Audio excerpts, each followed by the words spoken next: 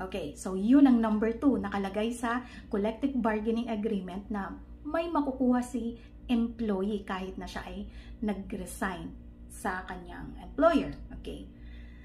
Number 3, ano yon? Kung walang nakasulat sa kontrata, walang nakalagay sa CBA, may company policy, okay, na ginagawa ang employer na every time na may nagre-resign, bibigyan niya yung nagre-resign ng compensation or separation pay.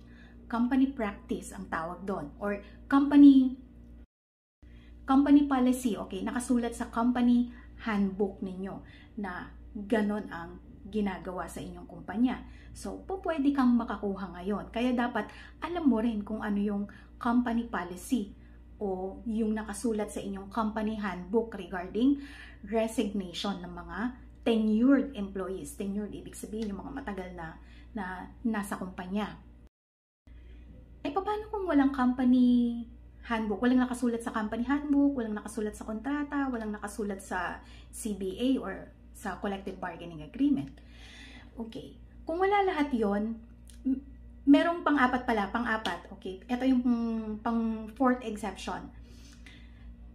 Kung naging tradisyon na o naging gawain na ng kumpanya, okay, company practice, ito yung company practice or company tradition na tinatawag. Kung naging tradisyon na ng kumpanya na magbigay ng separation pay sa bawat empleyadong nagre-resign sa kanilang kumpanya na may 5 years in service, 10 years in service, or 15, 20, 25, 30 years in service, then makakakuha ka bilang isang empleyado na nag-resign sa inyong kumpanya kung ma-meet mo yung requirements as long as ito ay maituturing na company practice or company tradition. Ngayon, paano ba natin masasabi na company practice na to or company tradition? Well, base sa mga desisyon ng korte, masasabi natin na company practice na to, kahit hindi nakasulat sa company handbook, nagiging company tradition na ito kapag ginagawa na ito for 3 years and above. So, nagiging company practice na siya. Then, pwede mo na itong i-claim na benepisyo.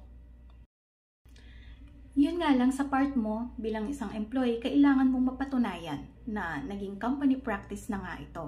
Okay? Na ginagawa na ito for 3 years ng kumpanya sa mga nagre-resign na empleyado.